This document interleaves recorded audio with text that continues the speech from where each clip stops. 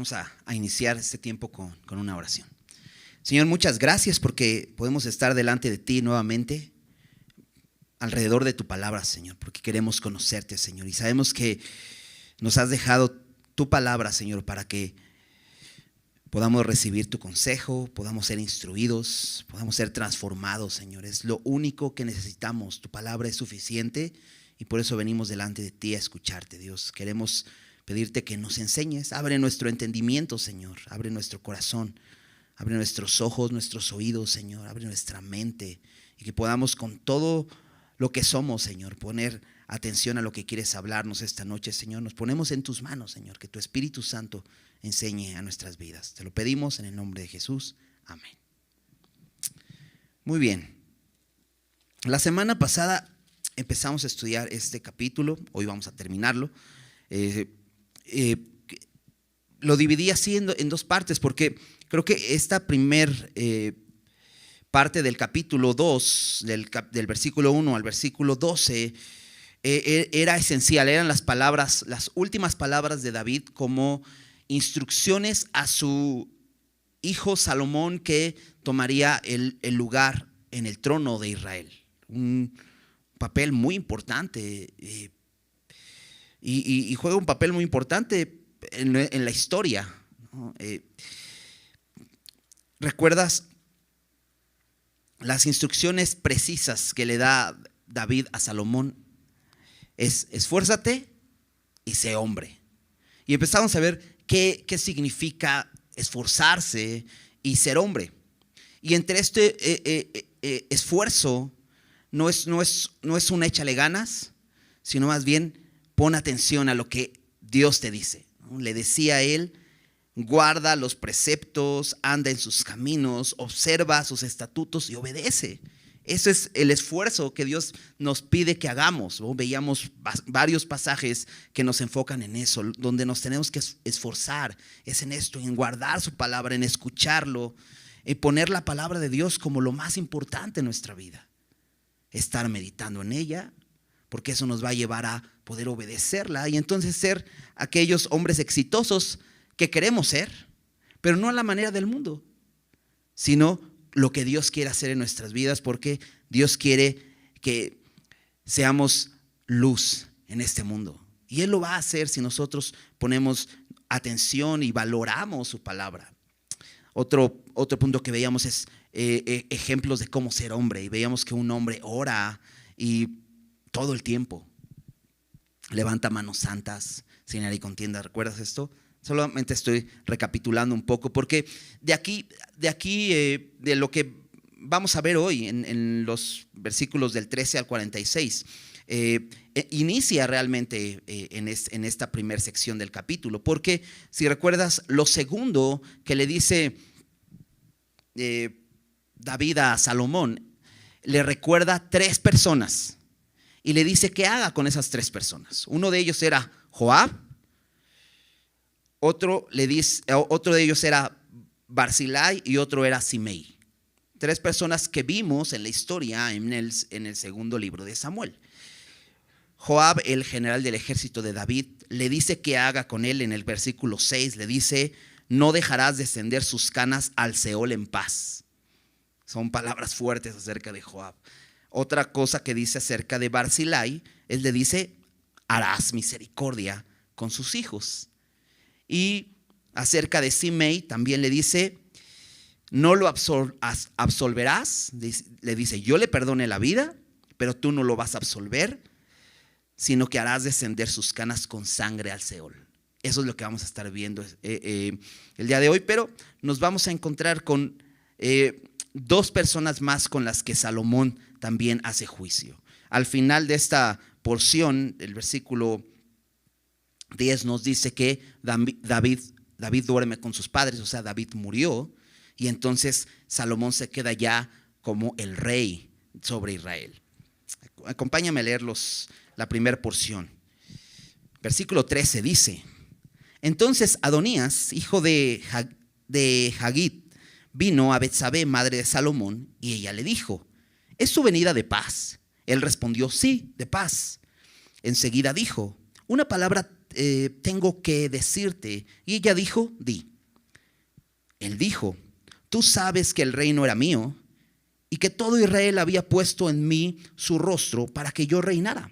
Mas el reino fue traspasado y vino a ser de mi hermano, porque por Jehová era suyo. Ahora yo te hago una petición, no me la niegues. Y ella le dijo, habla. Él entonces dijo, yo te ruego que hables al rey Salomón, porque él no te lo negará, para que me dé a Abisag sunamita por mujer. Y Betsabé dijo, bien, yo hablaré por ti al rey.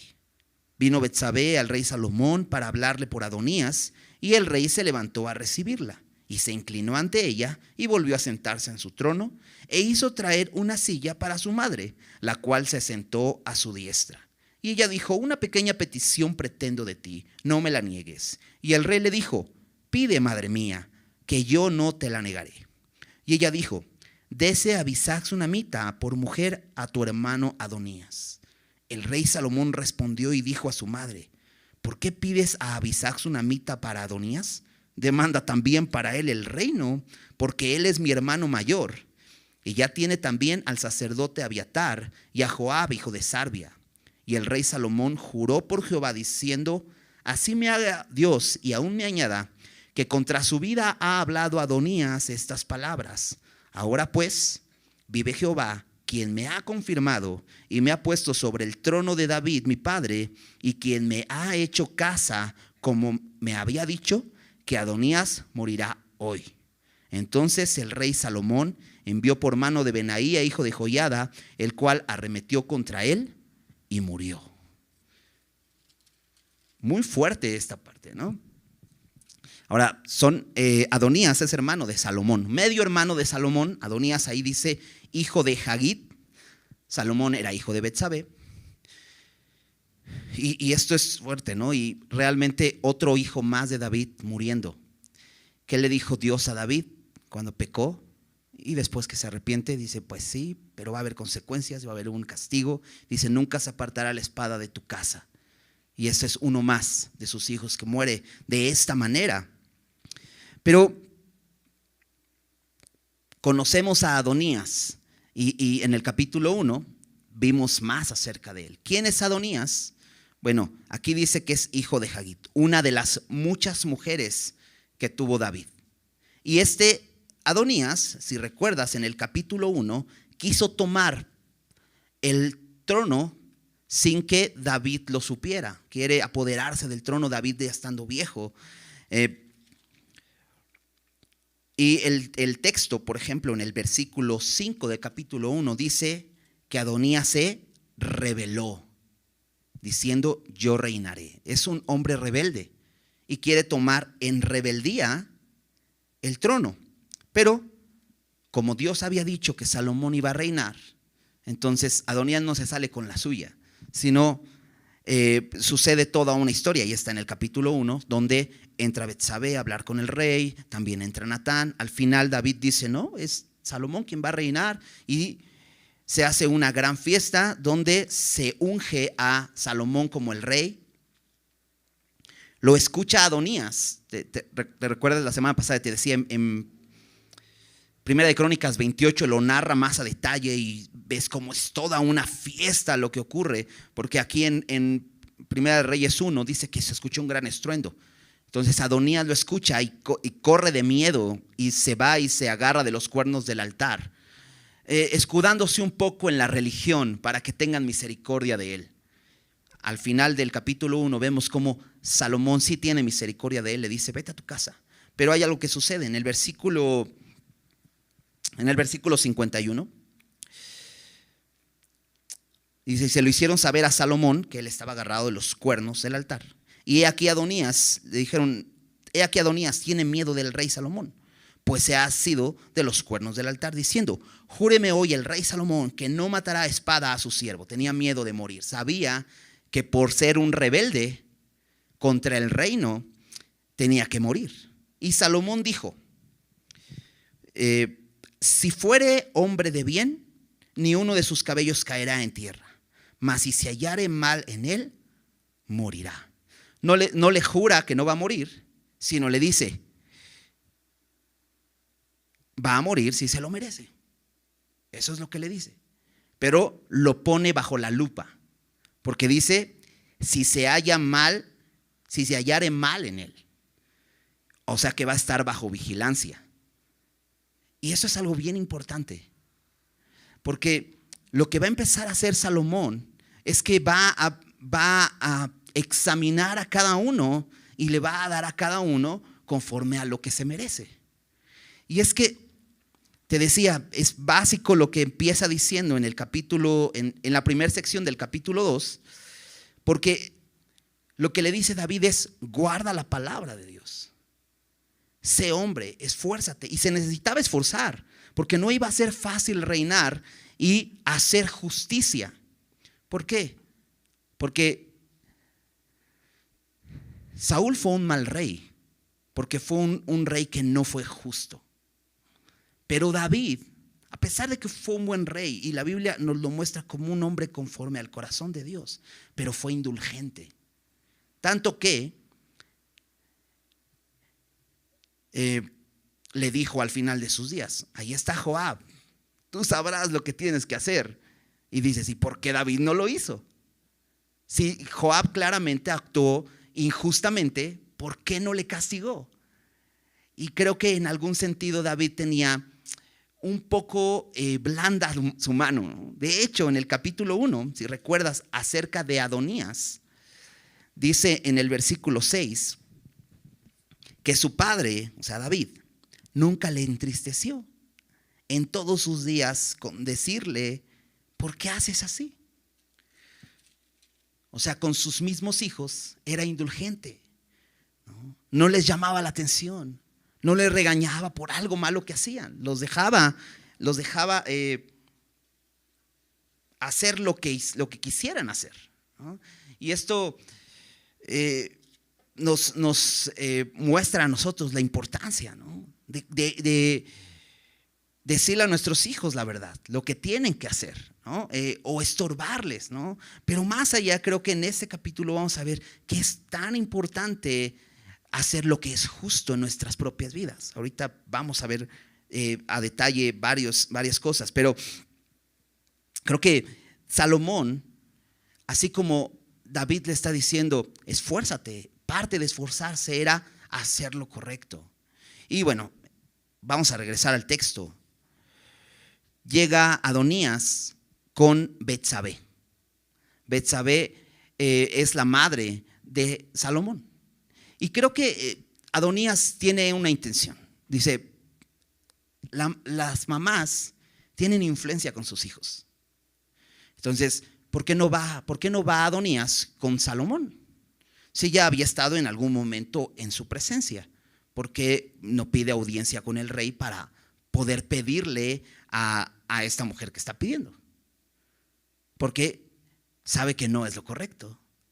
Pero dice: bueno, vamos a usar la influencia de su mamá y así voy a poder llegar. Y si te das cuenta, mientras leíamos, Betsabé entra en la conversación y le permite a Adonías hacer esta petición. Lo primero que ella quiere saber es que si la llegada de Adonías es en paz. De hecho, le pregunta: ¿tu venida es de paz? Y él le dice: sí, de paz. Y él trae una petición.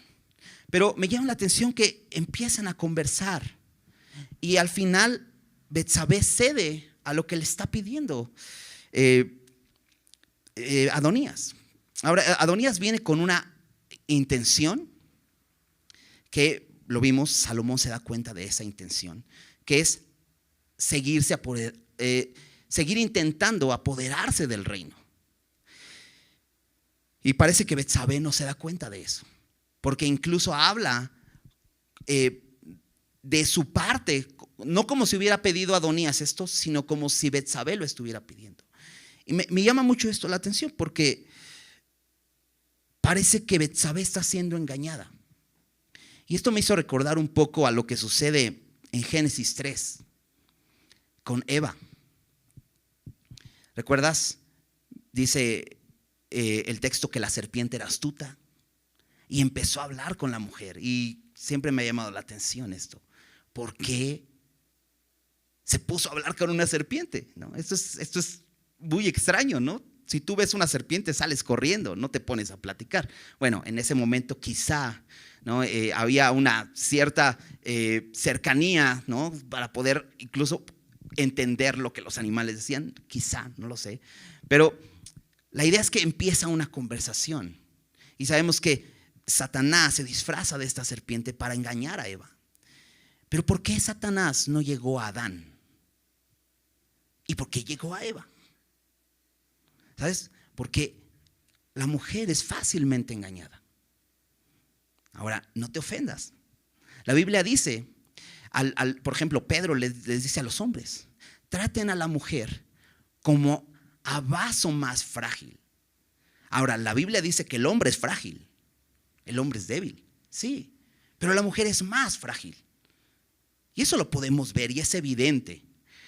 Y la mujer es fácilmente engañada, ¿no? De hecho, por ejemplo, algo común que sucede, recuerdo hace años de niño que mi mamá en la mañana cuando estábamos en la escuela, pues llegó un vendedor de enciclopedias y ella, con la intención de que nosotros tuviéramos mucha mejor educación y todo esto, pues le explicaron. Y entonces pues cuando yo llegué ya estaban ahí un montón de libros y llegó mi papá en la tarde del trabajo y le dice, ¿qué crees? Que pues nos trajeron unas enciclopedias y las vamos a pagar y vamos a estarlas pagando así. Mi papá, ¿cómo crees? ¿No? Y bueno, pues al final pues se terminaron pagando las enciclopedias. La verdad no recuerdo si algún día las ocupamos, pero el chiste es que se las vendieron, ¿no? Y bueno, yo ya de grande, ¿no? Ahora pues de pronto llegan a la casa, ¿no? Gente que quiere venderte algo. Y cuando yo estoy en casa acostumbro salir a yo abrir la puerta. Y me llama mucho la atención que en algunas ocasiones he salido y me dicen, ¿no está la señora de la casa? No, sí está, pero dime qué te puedo servir. Ah, bueno, es que queríamos hablar con ella para ofrecerle este producto. No, muchas gracias, ¿no? Como que no sé por qué buscan a la señora de la casa, ¿no? Y me hace pensar un poco esto, como que a veces la mujer se enfrasca más en la conversación y se deja convencer más fácil. Y aquí veo eso en Betsabé, ¿no? Que se enfrasca en la conversación y se deja convencer, no se da cuenta que Adonías tiene esta intención. ¿Qué le pide a Adonías? Bueno, le dice simplemente, algunos detalles. Dice en el versículo 15, esto es interesante, dice, tú sabes que el reino era mío y que todo Israel había puesto en mí su rostro para que yo reinara. Eso es una mentira. Porque realmente el reino no era de Adonías. Se levantó una rebelión y él se autoproclamó rey. Ocupó del sacerdote Abiatar y de Joab a su lado, pero realmente el reino nunca fue de él. Eso es una mentira. Aparte está diciendo que todo Israel había puesto en mí su rostro para que yo reinara.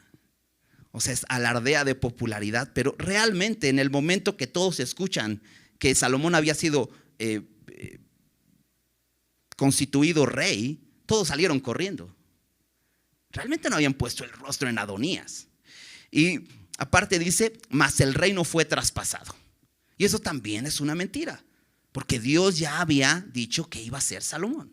Entonces todo esto está mintiendo y creo que Adonías tiene un más alto concepto de sí, ¿no? Recuerdas, también era un hombre, dice la Biblia, que muy hermoso. Entonces un poco parecido a lo que era Absalón. Tenía un alto concepto de sí mismo y viene con este orgullo a decir esto. Aunque sí dice algo de verdad.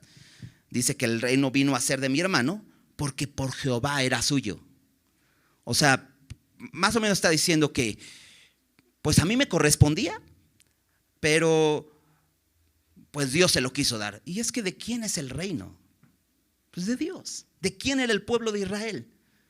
De Dios. Entonces, ¿quién decidía? Pues tenía que ser Él, tenía que ser Dios. Pero bueno, esta es la petición. Le dice, no me la niegues. Tú pide esto por mí, intercede por mí ante Salomón. Y dice, si tú se lo pides, no te lo negará. Y le dice que me dé a Abisag sunamita por mujer. Esto es muy extraño si no conocemos la historia. Porque ¿quién es Abisag sunamita? Acompáñame a capítulo 1, versículo 1. Vamos a leer cómo dice desde el versículo 1. Cuando el rey David era viejo y avanzado en días, le cubrían de ropas, pero no se calentaba.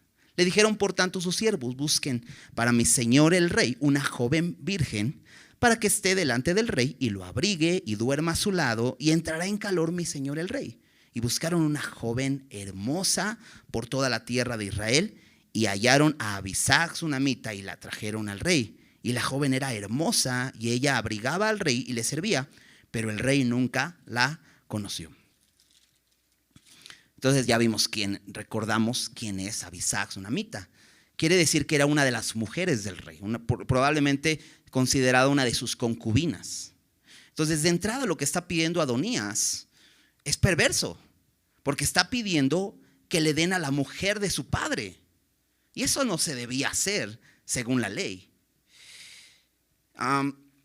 Pero creo que el sentido también tiene una cuestión política, porque según pues, los estudiosos de los usos y costumbres de esas zonas, es que un rey que llegaba al trono para establecerse mucho más como el rey, lo que hacía era que tomaba a las mujeres del rey anterior, las hacía parte de su harem. Entonces, parte de eso, ¿recuerdas eso hizo Salomón? Absalón.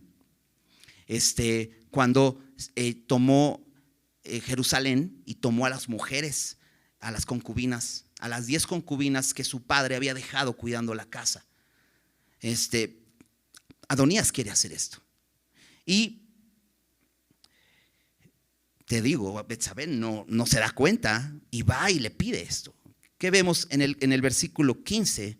Dice que Betsabé va al rey Salomón y Salomón le da a su madre un lugar de honor. No es que tuviera parte en las decisiones que se tomaran en el reino, pero sí la honra y dice que la recibe, le hace una reverencia y se vuelve a sentar en su trono, pero dicen, tráigale una silla a mi mamá, ¿no? Que no esté parada. No solamente era eso, sino que dicen, pues que se siente aquí conmigo, le da un lugar de honor, honra a su madre. Esto hace Salomón. Y entonces Betsabé aprovecha y le dice, pues te voy a pedir algo, no me lo niegues. Dale a Abisag sunamita por mujer a tu hermano Adonías. Entonces Salomón, como ya habíamos visto, que era un hombre sabio en un sentido, vamos a verlo en algunos capítulos adelante, pidiendo sabiduría.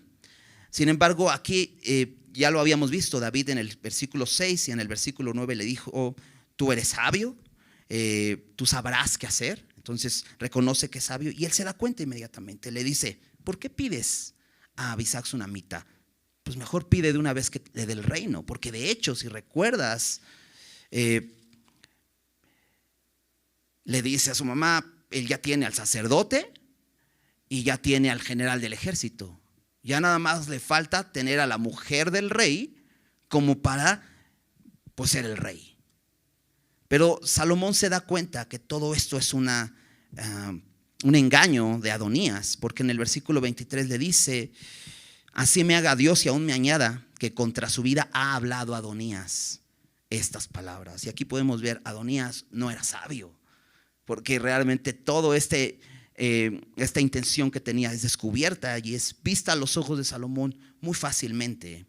Y entonces, en el versículo 24 reconoce algo Salomón. Vive Jehová, que me ha confirmado y que me ha puesto en el trono de David mi padre, y quien me ha hecho casa, como me había dicho, que Adonías morirá hoy.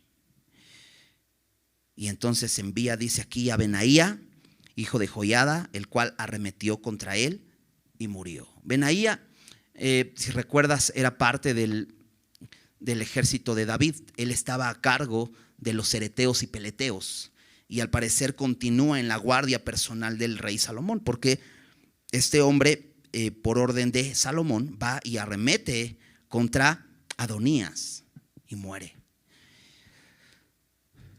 primer juicio que hace Salomón contra un hombre rebelde. Vamos a seguir leyendo, versículo 26. Y el rey dijo al sacerdote Abiatar: vete a Anatot, a tus heredades, pues eres digno de muerte, pero no te mataré hoy, por cuanto has llevado el arca de Jehová, de Jehová el Señor, delante de David mi padre, y además has sido afligido en todas las cosas que fue afligido mi padre. Así echó Salomón a Abiatar del sacerdocio de Jehová, para que se cumpliese la palabra de Jehová que había dicho sobre la casa de Elí en Silo. Ahora, ¿recuerdas? Abiatar se une a Adonías para fabricar esta rebelión. De hecho, Abiatar es el que unge a Adonías. Algunos piensan que tanto Joab como Abiatar no creían realmente. No es tanto que hubieran querido rebelarse contra las palabras de David, sino más bien no le creían tanto a Dios, ¿no? En ese sentido de que veían muy chavito a Salomón. Y realmente Adonías tenía más capacidades, ¿no? Y había vivido muchos años viendo cómo se reinaba. Entonces estaba mejor capacitado. Y por eso es que Abiatar se une en esta rebelión y unge a Adonías. Pero Salomón, como un rey justo, está juzgando a cada uno de los que están en rebelión contra el reino que Dios ha establecido. Y en este caso le dice a Abiatar: eres digno de muerte. Una cosa que reconoce Salomón es que es digno de muerte. Y es que la Biblia dice, Romanos 3:23, porque la paga del pecado es muerte. Es lo que dice la Biblia. Y no podemos evitarlo. Y si te das cuenta, Salomón no es alguien que de pronto lo vemos aquí como alguien firme en sus decisiones. Y le dice: eres digno de muerte. Pero tiene misericordia de él, porque hay algo que es valioso todavía, que es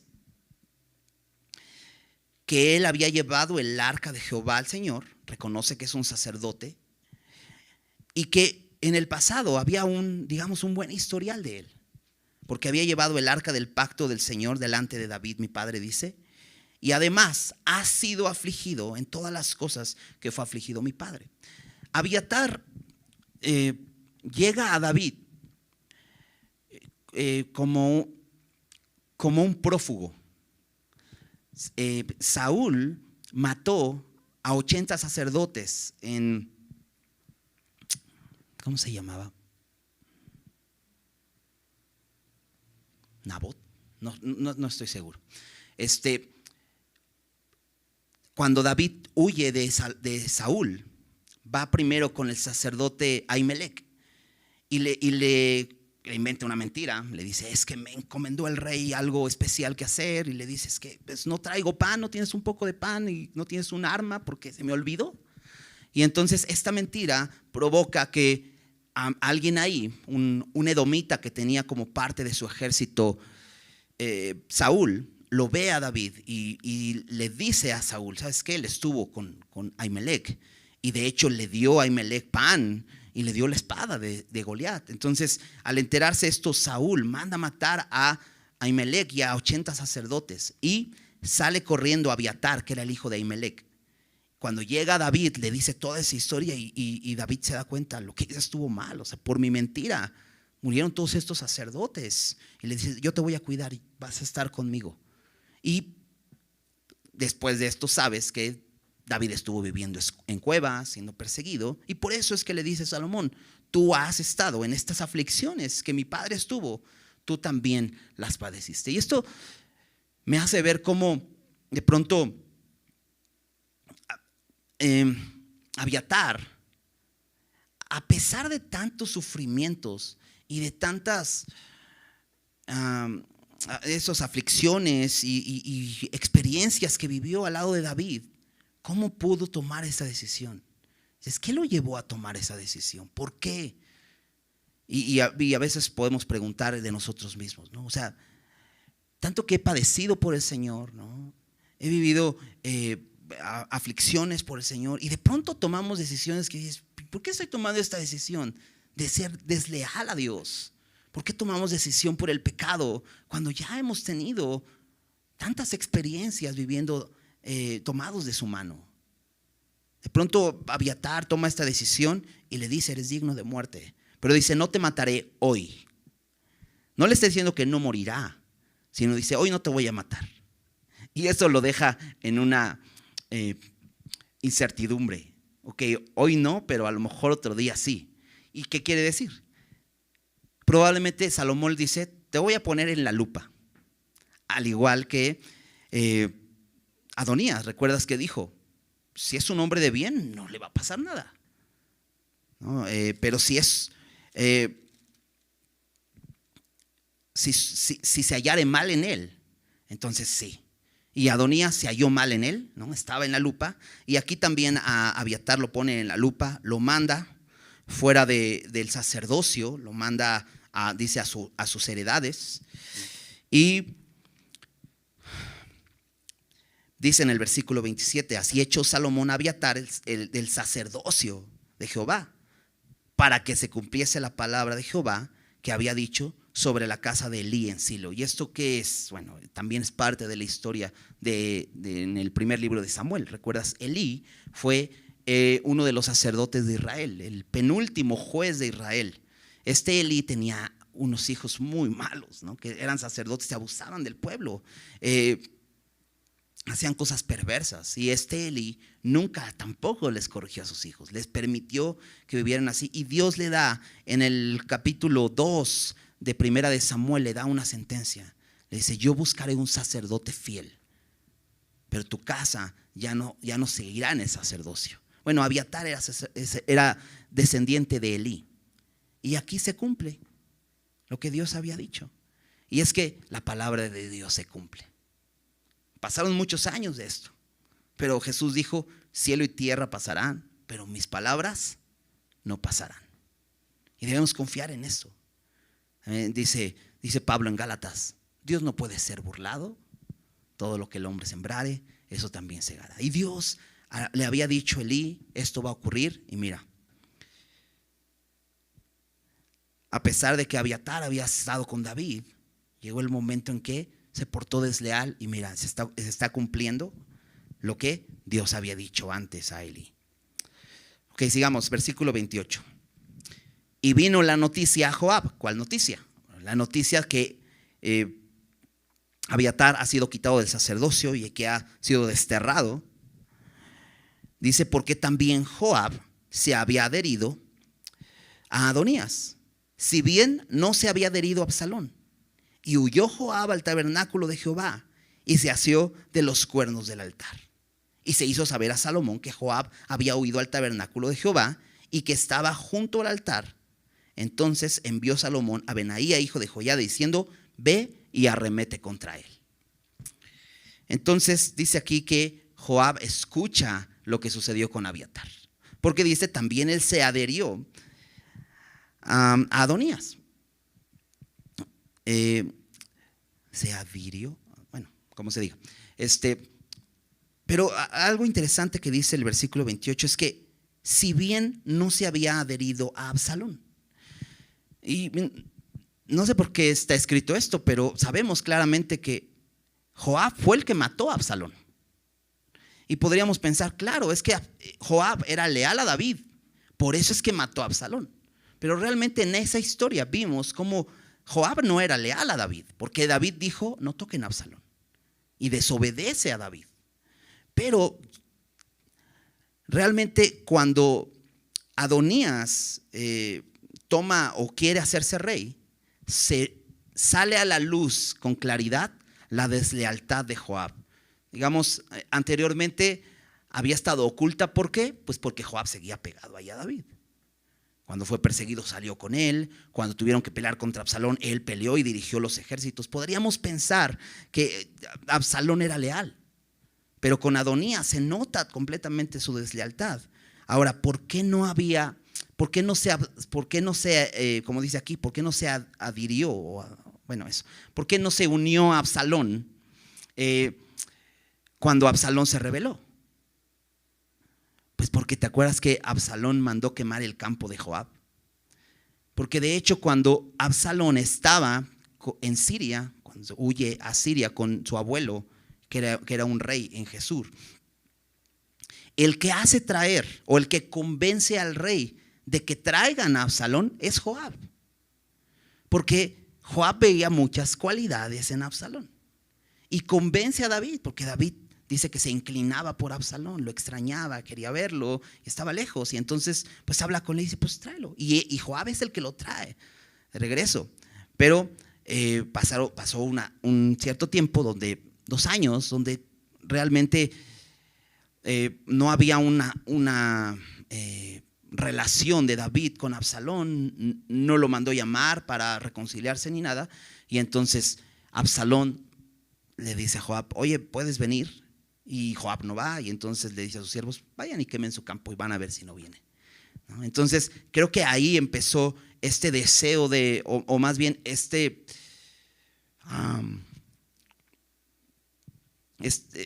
desacuerdo de Joab con Absalón. Pero realmente creo que esta deslealtad ya existía en el corazón de Joab. No estaba de acuerdo con el reinado de David, a pesar de que era el general de los ejércitos. Por eso cuando, recuerdas, David pone a otro general del ejército, lo que hace Joab es ir y matarlo, porque nunca fue leal. Y aquí se nota. Ahora, otra cosa que hemos podido ver en la vida de Joab es que Joab realmente nunca fue leal a Dios, no tenía temor de Dios. Y algo interesante aquí es que al escuchar esto, que Abiatar ha sido desterrado, él va y hace lo mismo que Adonías, se va y dice que se asió de los cuernos del altar. Entonces lo que hace Joab básicamente es usando la religión para tratar de protegerse. No sé si conoces gente así, ¿no? Que realmente no tiene temor de Dios, no tiene ninguna intención de tener una relación con Dios, nunca ora, nunca lee su Biblia, pero cuando está en problemas se refugia en la religión porque piensa que de esa manera Dios le va a bendecir. Creo que Joab es lo que está haciendo.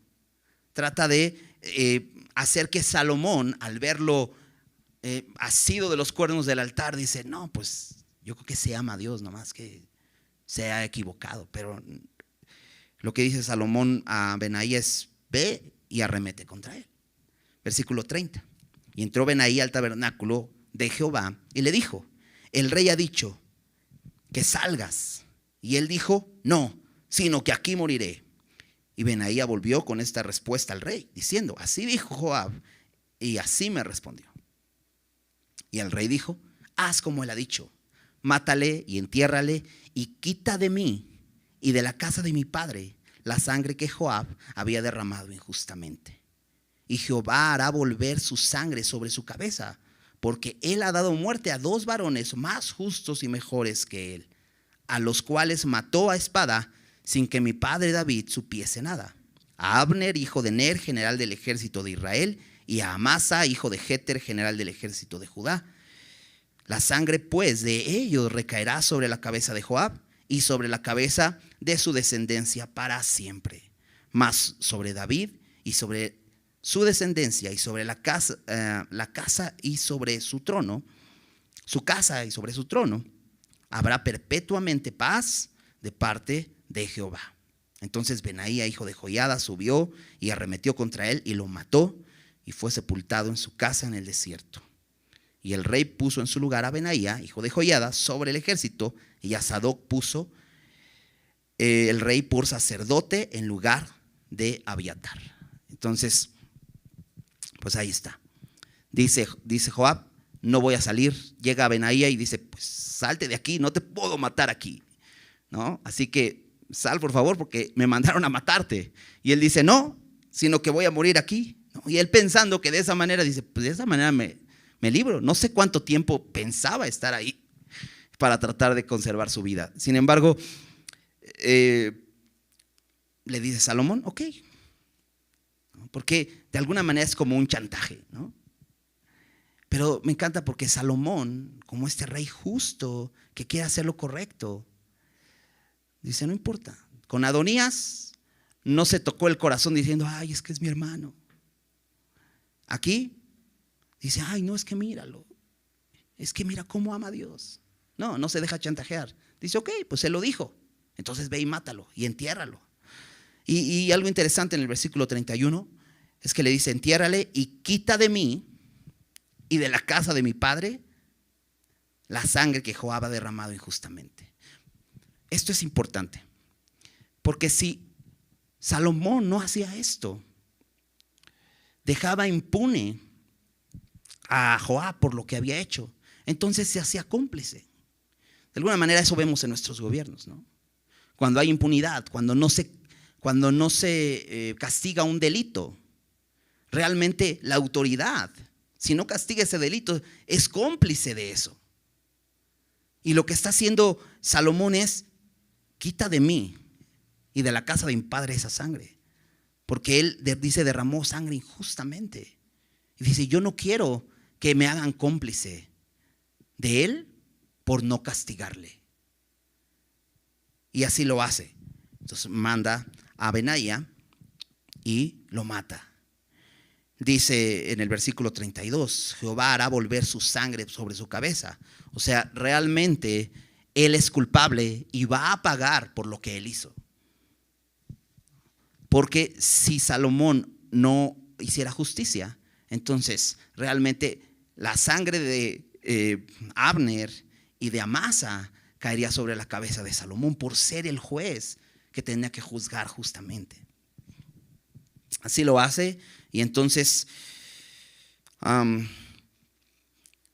digamos, limpia el reino, limpia su trono, limpia el nombre de David al hacer justicia en esto.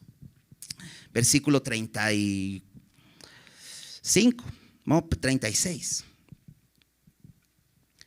Después envió el rey e hizo venir a Simei y le dijo, edifícate una casa en Jerusalén y mora ahí, y no salgas de allí a una parte ni a otra. ¿Quién es Simei?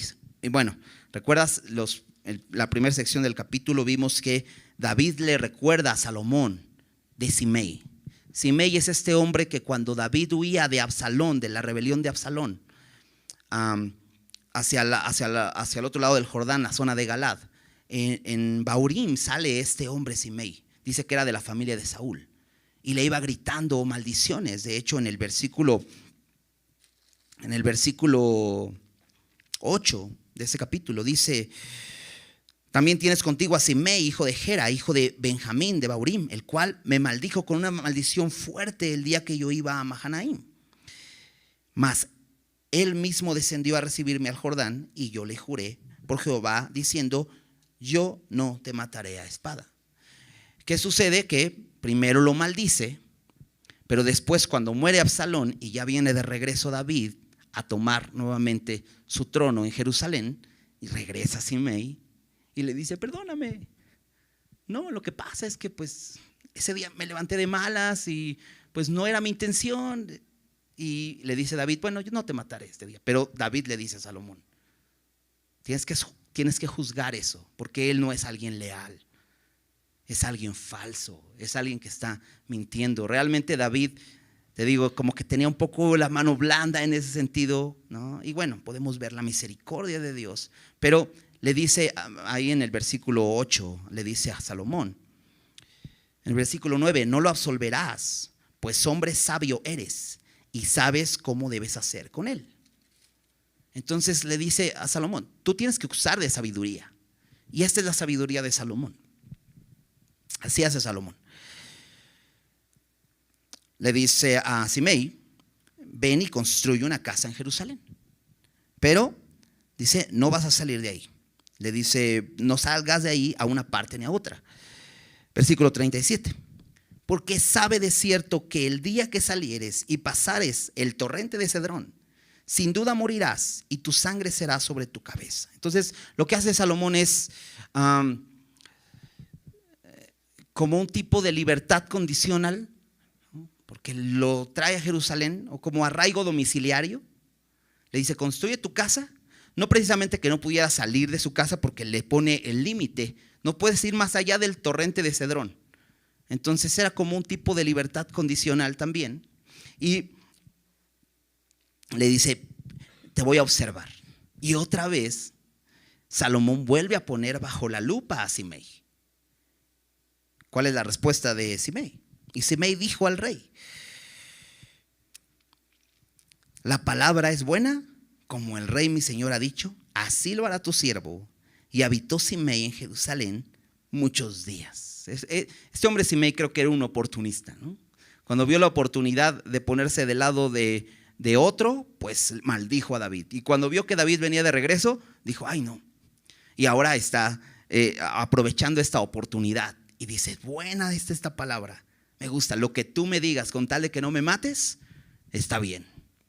Y dice que estuvo en Jerusalén muchos días.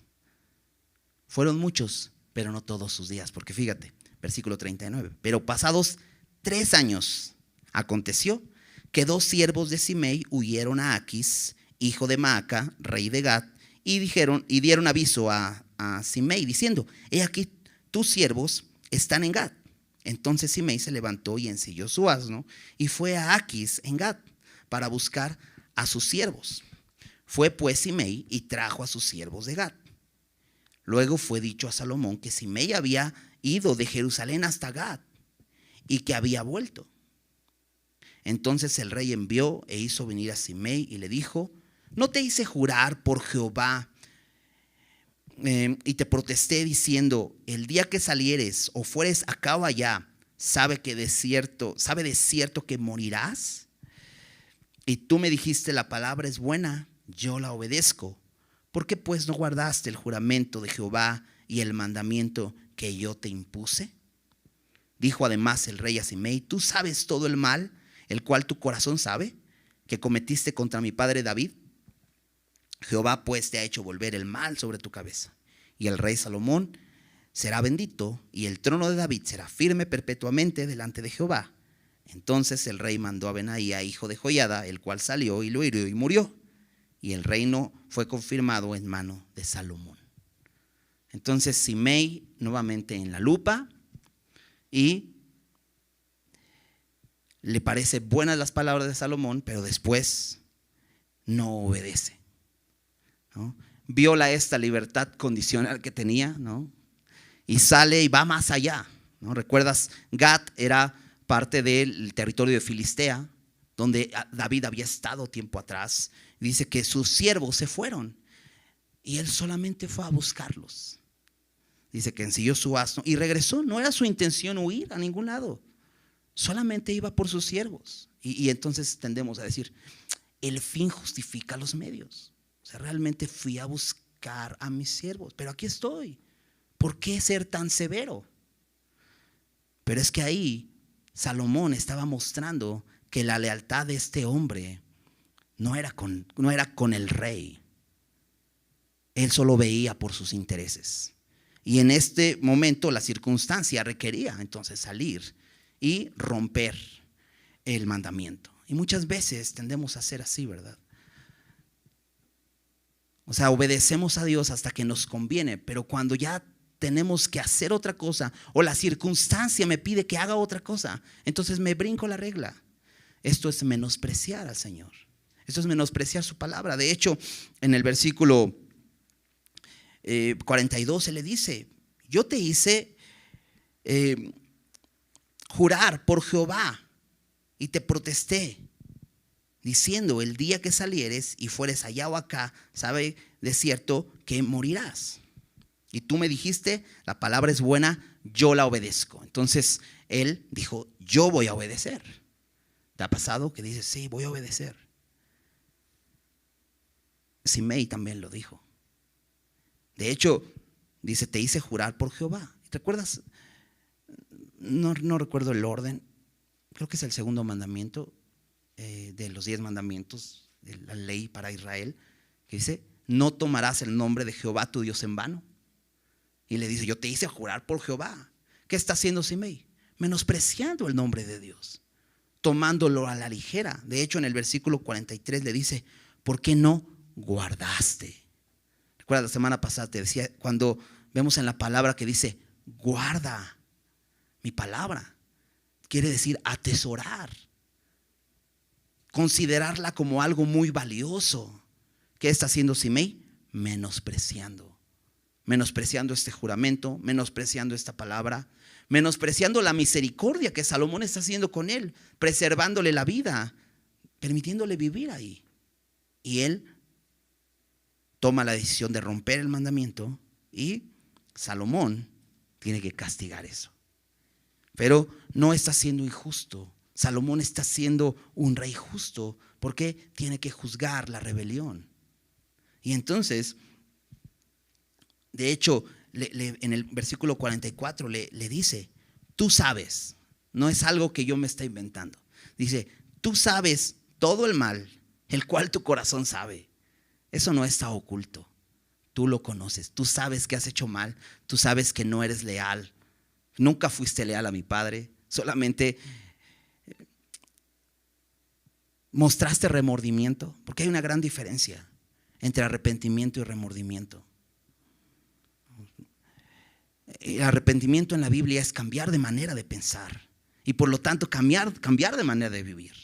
El remordimiento es solamente te sientes triste y dices, no, sí estoy arrepentido por lo que hice, me siento muy triste por lo que hice y ya, pero no hay un cambio. Eso es lo que sucedió con Simei. Él se dio cuenta que David venía de regreso y entonces dice, pues perdón y ya, pero no cambia. Y Salomón lo está demostrando, este hombre no es leal y entonces tiene que juzgar. En el versículo 45,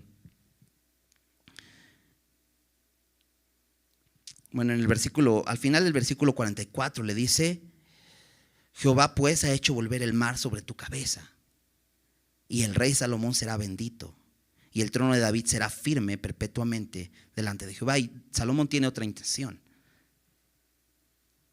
que su nombre, que él sea bendecido. Y dice, prefiero ser bendecido y juzgarte a solaparte y desobedecer yo también. Y entonces juzga y entonces manda a Benaía y lo mata. Entonces, este capítulo habla de juicio y habla de un rey que es justo. Benaía es un instrumento que para Salomón es útil. Y si te diste cuenta, todas las veces que Salomón mandó a Benaía y le dijo, hiérelo y mátalo, arremete contra él, ve, mátalo y entiérralo, todas las veces Benaía obedece. Y me encanta, porque realmente Benaía tiene toda la disposición de hacerlo. Y Salomón tiene toda la disposición de hacerlo. Y al final dice que el reino fue confirmado en mano de Salomón.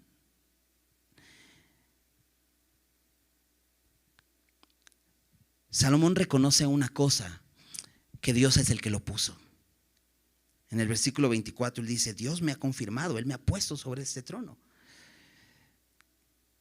Y a través de él juzgar justamente esta rebelión, lo que está haciendo es cumplir lo que Dios había dicho, ¿no? En el versículo 27 vimos que Dios está cumpliendo su palabra, incluso con Abiatar, lo que había dicho a Elí en su momento. Pero también lo que sucede al Salomón juzgar justamente el pecado, juzgar la rebelión, es que limpia su nombre, porque él buscaba no ser culpable, no ser acusado o de complicidad por no juzgar a Joab, que claramente sus delitos se sabían, eran conocidos. Pero al final él busca la bendición y él busca que su reino sea firme. En el versículo 45 dice, el trono de David será firme perpetuamente. Si Salomón no hubiera juzgado esta rebelión, no hubiera tenido esa bendición de ser limpio delante de Dios y de ser firme, hacer firme su trono. Ahora, ¿cómo aplicamos esto a nuestra vida?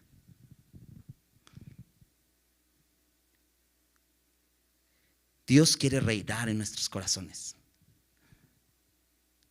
Él es el Señor, ¿verdad? Y nosotros queremos que Él reine en nuestros corazones. Y Dios quiere juzgar el pecado en nuestros corazones. Dios quiere quitar el pecado y quiere quitar la rebelión de nuestro corazón. Lo hemos visto en capítulos anteriores y lo hemos visto constantemente. Dios quiere ser el rey en nuestras vidas, pero no quiere que haya rebelión en nuestro corazón. Porque constantemente vamos a buscar la manera de volvernos a apoderar del trono. Como Adonías, que buscó la manera y aferrado al trono, quería ser el rey. Y así constantemente, cada día queremos tomar decisiones. Queremos ser nosotros los que mandemos.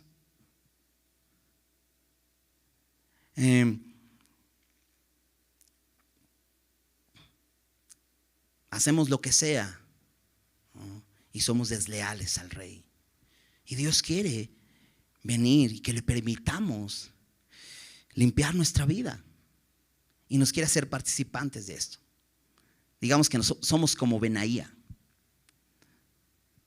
Porque Benaía era este instrumento que Dios usaba para decir: ve y arremete contra él.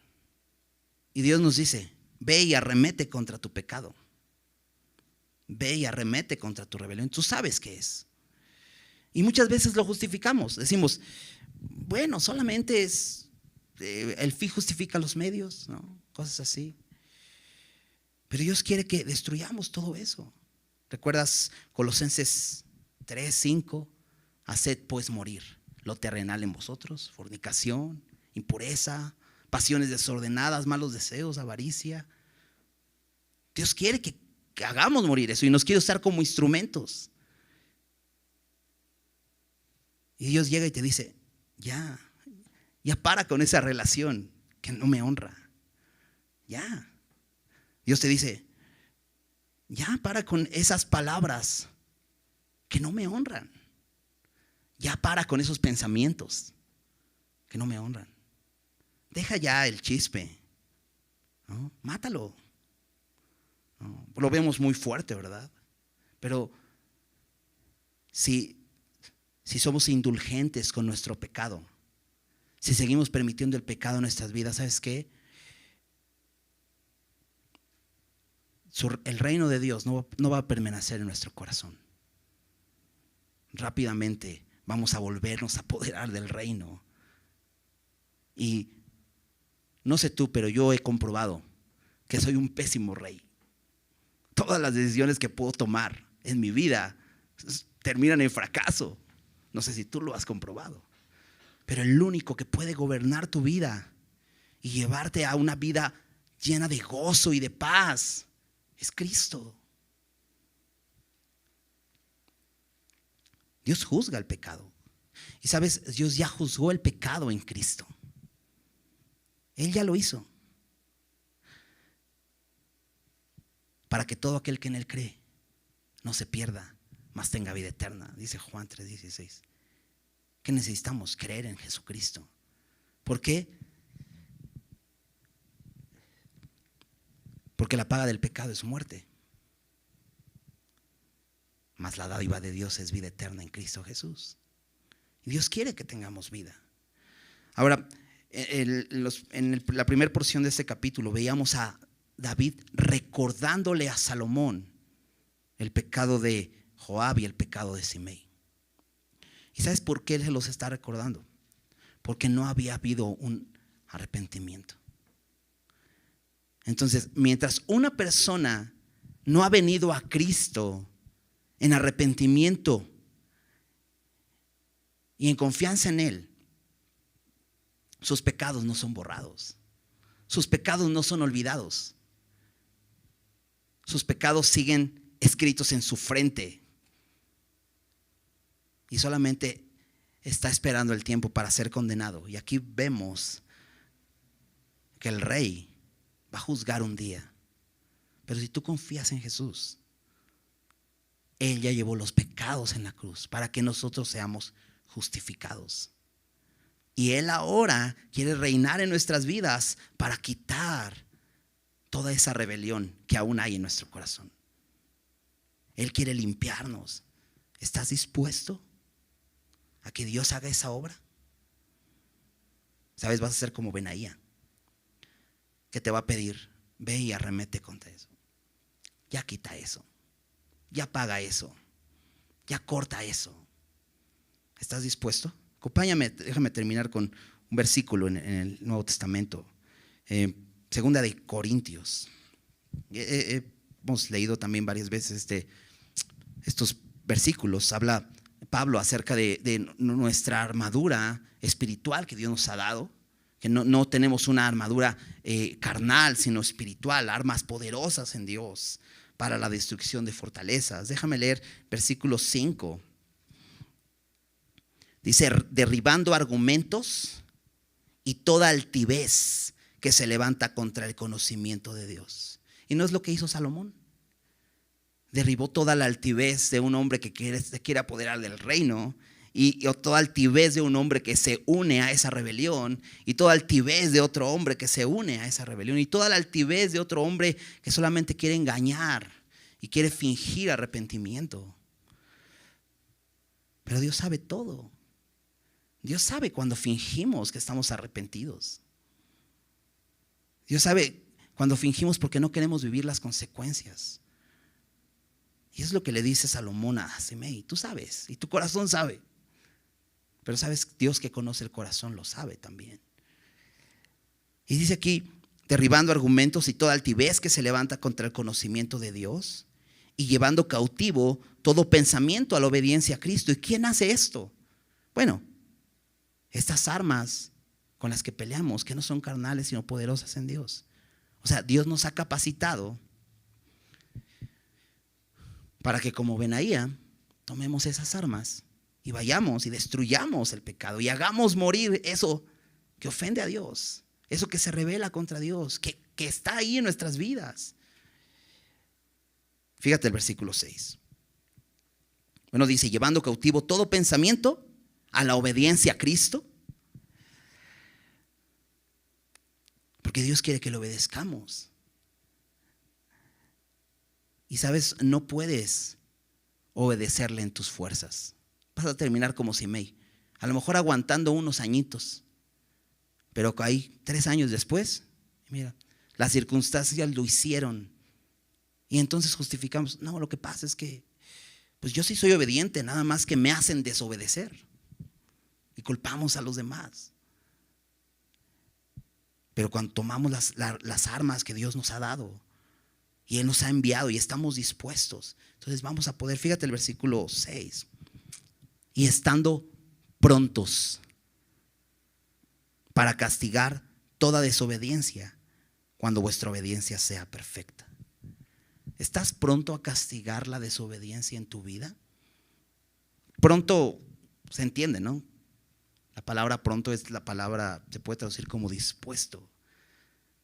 Y te ponía, me llamaba la atención este hombre Benaía, porque no se dice mucho de él más que, y le dijo Salomón, ve y mátalo. Y iba y lo mataba. Estaba ahí como un general del ejército que se convirtió en general del ejército, ahí parado y listo para recibir instrucciones. ¿Estás ahí listo para recibir las instrucciones de Dios cuando te dice, ve y mátalo? Ve y mata, acaba con tu pecado. Ve y destruye esto. Dice, estando prontos para castigar toda desobediencia. ¿Estás pronto para castigar esa desobediencia? Dice, cuando vuestra obediencia sea perfecta. Dios quiere llevarnos ahí. Porque cuando nuestra obediencia no es completa, entonces no es obediencia. Como Simei obedeció 3 años estando en Jerusalén, ahí sin salir de su casa, pero no fue perfecta. ¿Por qué? Porque un día se fue y un día desobedeció. Y Dios nos quiere llevar a que seamos obedientes y que nuestra obediencia sea perfecta. ¿Estás dispuesto a destruir la rebelión en tu vida? ¿Estás dispuesto a que Dios te diga, ve y destrúyelo, y tú digas, ok, voy a destruirlo? ¿Será sencillo? Necesitamos de su espíritu. Necesitamos de su ayuda.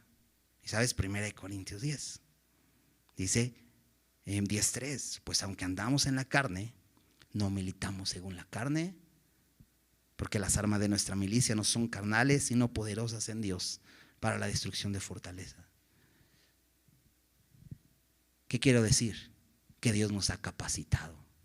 Y si tú has creído en Cristo, si tienes su espíritu, entonces tienes la capacidad para obedecerlo, para ir y destruir aquello que se rebela contra Dios. ¿Por qué no oramos y le pedimos ayuda en esto? Señor, gracias. Gracias por tu palabra, Señor. Es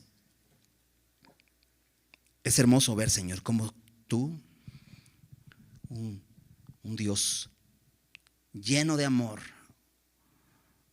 lleno de misericordia, lleno de gracia y de verdad, también eres un Dios justo, que juzgas justamente.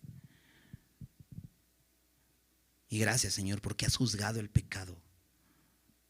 Y gracias, Señor, por tu Hijo Jesucristo, Señor, el cual pagó en la cruz, porque nos amaste, para que hoy podamos vivir en justicia, Señor, y siendo justos delante de ti, Señor, podamos hoy, Señor, castigar toda desobediencia, Señor, en nuestra vida, destruir toda rebelión. Señor, ayúdanos, que seamos como ese hombre Benaía, fiel, obediente a su rey, que iba y destruía la rebelión por tu orden, Señor. Y que haz eso en nuestra vida, Señor. Que cada día podamos venir y estar delante de ti y obedezcamos sus instrucciones, Señor. Y podamos destruir aquello que te ofende, aquello que hay en nuestra vida, Señor, que es evidente, Señor, que se revela contra ti.